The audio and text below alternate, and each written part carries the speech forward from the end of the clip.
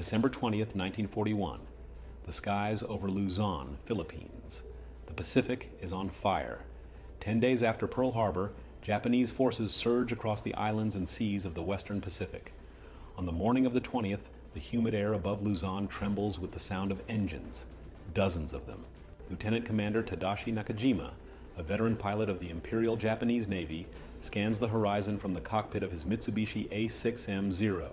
The rising sun gleams off his aircraft's ivory fuselage. Below him stretches a carpet of jungle and sugarcane fields, and somewhere down there, American fighters are scrambling to meet him. He smiles behind his oxygen mask. Zirsen Wamugan no Sora Otobu, the Zero flies in an endless sky. His formation, 9 Zeros from the Tainan Air Group, banks toward Clark Field, where U.S. Army Air Corps fighters are taking off in a panic. Nakajima adjusts his throttle, feeling the machine respond like an extension of his own body. The Zero is light, impossibly light. Its aluminum frame is stripped to essentials, its skin thin enough to dent with a fist. It has no armor, no self-sealing fuel tanks, but in exchange it dances in the air with unmatched grace. Below, a formation of stubby blue-gray Grumman F4F Wildcats claws upward, engines roaring. Among them is Lieutenant Edward Butch Adams of VF-211 Squadron. He squints through his canopy, sweat running into his eyes. "Here they come!" his wingman yells over the radio. Adams gut twists. He's flown training against P-36s and Buffaloes, never anything like the Japanese Zero. The intelligence briefing said the enemy fighters were nimble but fragile. He'll soon learn how wrong that is. The two formations meet head-on. Machine guns flash, the sky fills with tracers and smoke trails. Adams yanks back on his stick, the Wildcat groaning as it climbs. A Zero slices past his nose, so close he can see the red meatball insignia on its wingtip. He rolls hard left, firing a burst that misses by inches. Nakajima feels the rattle of bullets grazing his fuselage. He snaps into a vertical climb, the Zero spiraling upward effortlessly. The Wildcat tries to follow, and stalls. That's the difference. The Zero's power-to-weight ratio gives it impossible agility. It turns tighter, climbs faster, and accelerates harder than any American fighter. The Wildcat, by contrast, is a brawler. Heavier, tougher, slower. Nakajima dives. His 20mm cannon roar. A stream of shells tears through the American's tail and Adams's plane erupts in smoke. "I'm hit, going down." Nakajima banks away, watching the burning Wildcat tumble toward the jungle below. The fight is over in minutes. By noon, 8 U.S. aircraft are gone. The Zeros return to base untouched. Butch Adams survives, barely. Crawling from the wreckage, he looks to the sky, still hearing the echo of those sleek, ghost-like planes. He mutters through clenched teeth, "They move like nothing on Earth." In that moment, American pilots realize what they're up against. Not a nation, not a navy, but a machine built for perfection in the air. The Zero has arrived. February 20th, 1942, over Rabaul, New Britain. The ocean below is a mirror, broken only by coral reefs in the wake of warships. The air above it is chaos. At 14,000 feet, Lieutenant Edward Butch Adams, recovered, reassigned, and flying from the carrier USS Lexington, tightens his harness as his Wildcat shudders under acceleration. This time, he's not unprepared. They've studied the Zero, its turns, its dives, its weaknesses. The intelligence briefings now come with one commandment: never dogfight a Zero. "Keep your speed up and use your armor," the instructors had said. "Fight like an anvil, not a dancer." Below him, the Japanese are coming, fast and flawless. 20 A6M2 Zeros from the Tainan Air Group, escorting bombers bound for the Lexington's task force. Petty Officer Saburo Sakai, one of Japan's most skilled aces, leads the formation. His voice crackles through the radio. "Target sighted. Bombers, hold formation. Fighters with me." The two groups close at nearly 700 miles per hour. Adams levels off, waiting. He can see the Zeros now, white, slender, weaving through the sunlight like silver fish.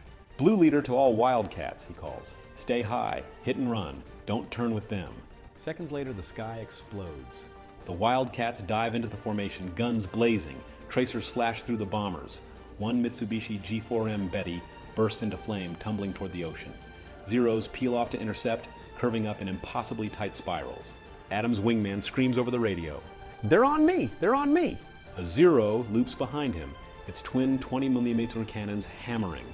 The Wildcat's armor shrugs off the first burst, barely, but the tail control shreds. The American tumbles out of formation, Adams rolls inverted and dives, forcing a Zero to follow. The airspeed climbs 280, 300, 350 knots. He feels the G-forces crush his chest. The Zero closes in, firing, but its pilot, chasing too hard, begins to lose control. At high speed, the light frame can't hold together. Its controls lock, the wings start to flutter. Adams yanks his Wildcat into a shallow dive, then pulls hard right.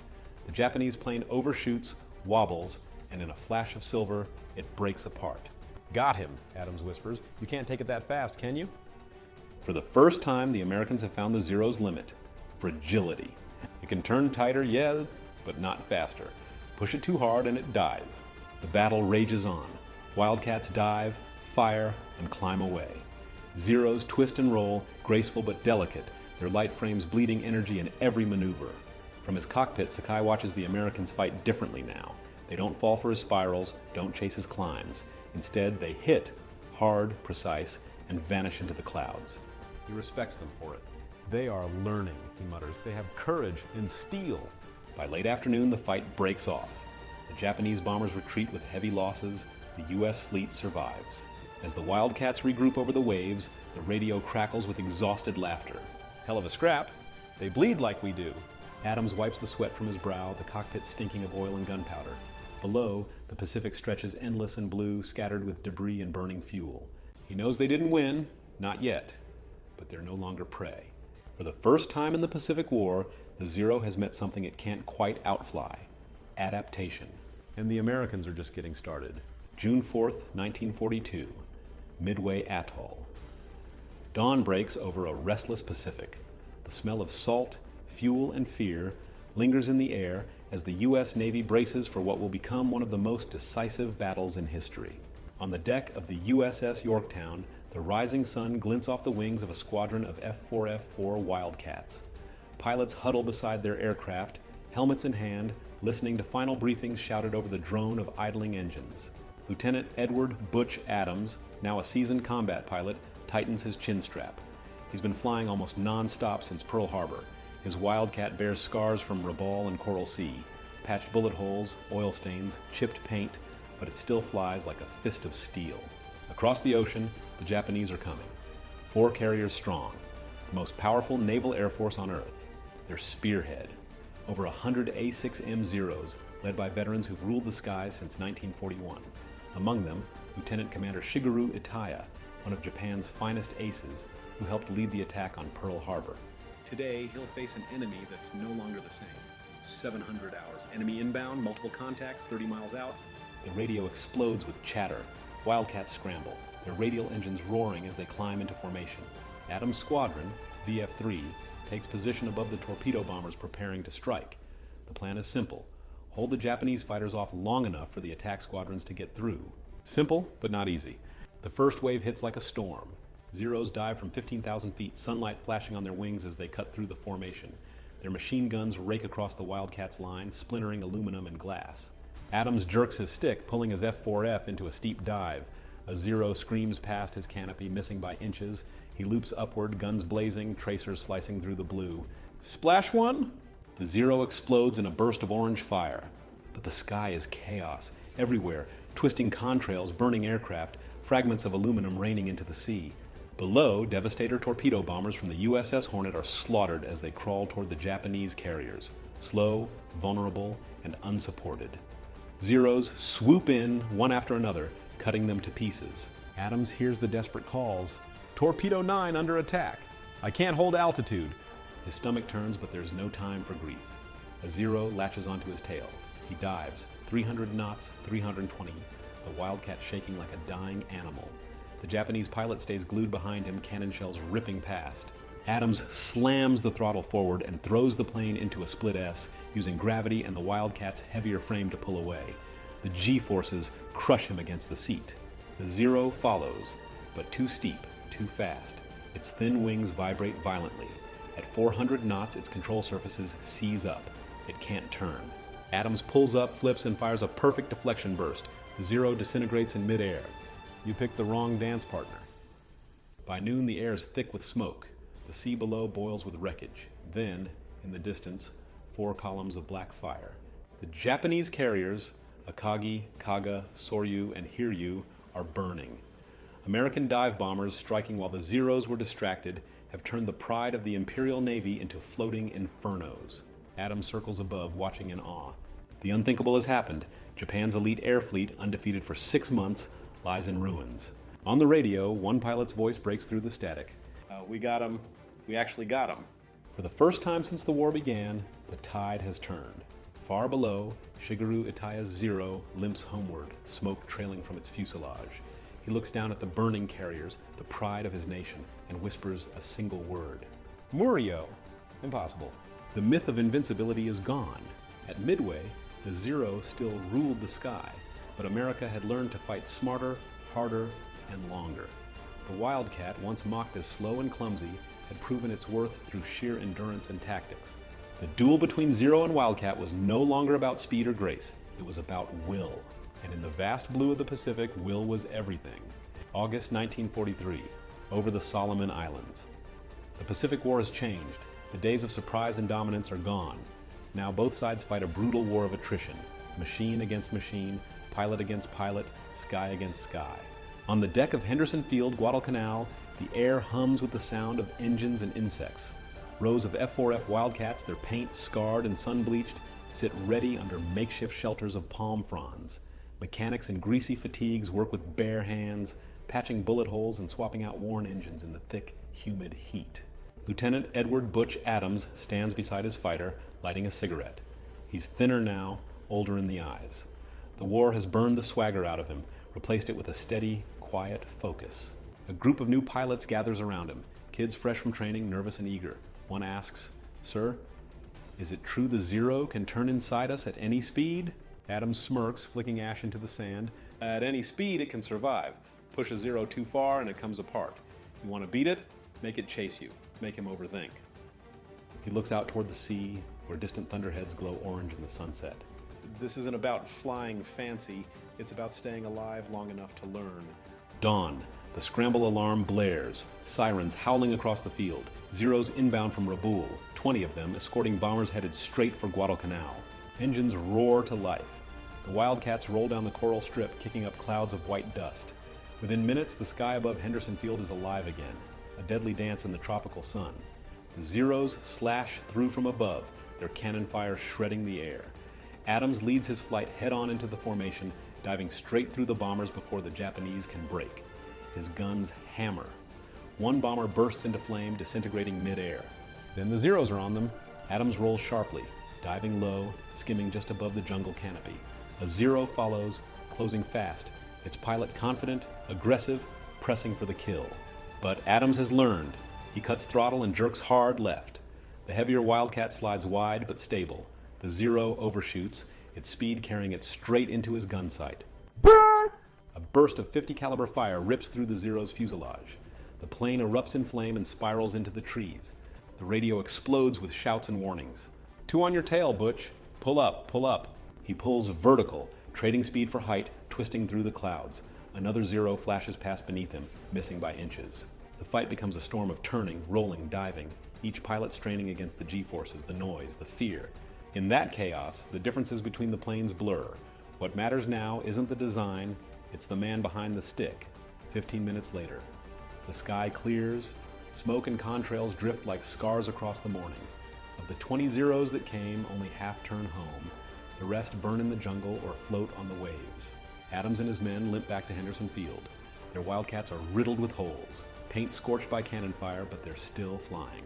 As he taxis to a stop, a mechanic waves him down. "You got fuel leaking, Lieutenant. Thought you weren't coming back." Adams grins, pulling off his helmet. His hair is plastered to his forehead, his flight suit soaked with sweat. "Yeah," he says, "but neither did half of them." Behind him, black columns of smoke rise over the island, a grim reminder that every victory here costs blood and steel. But it's progress. For the first time since the war began, the Zeros aren't the hunters. They're the hunted. Tokyo, late 1943. In a dim conference room, Admiral Minichi Koga, now Commander-in-Chief of the Imperial Japanese Navy, reviews reports from the front.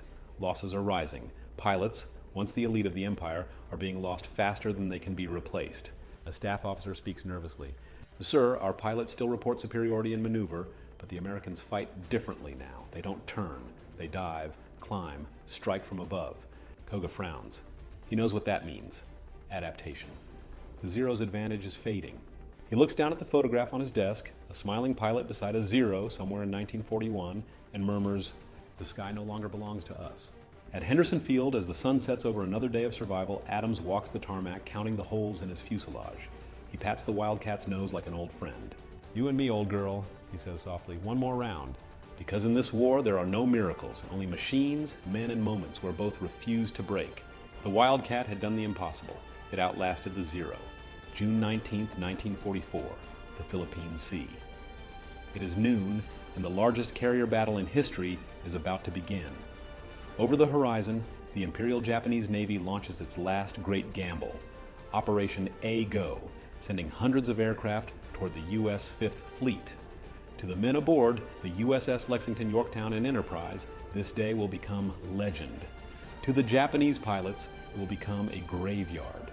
The American pilots call it the Great Marianas Turkey Shoot. Lieutenant Edward Butch Adams stands once again on the deck of a carrier, now flying the latest version of the Wildcat's successor, the F-6F Hellcat. But the lessons that shaped this new machine, its armor, its power, its tactics, were born in the cockpit of the Wildcat.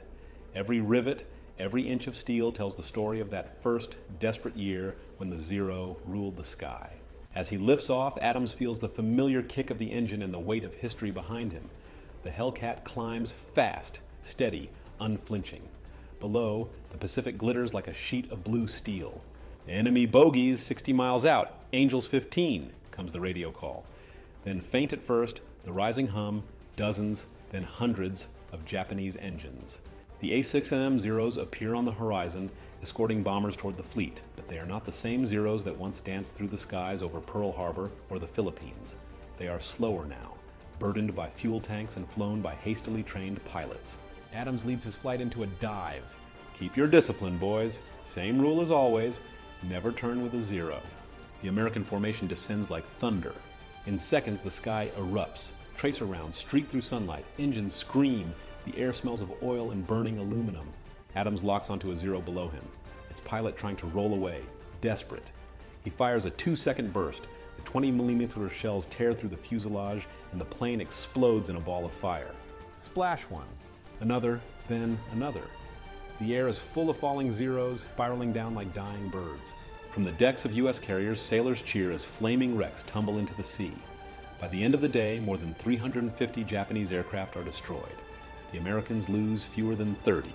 Adams returns to the carrier with empty guns and a full heart. As he climbs from the cockpit, his crew swarms around him, cheering, laughing. He doesn't smile. He looks out over the ocean, still, silent, endless.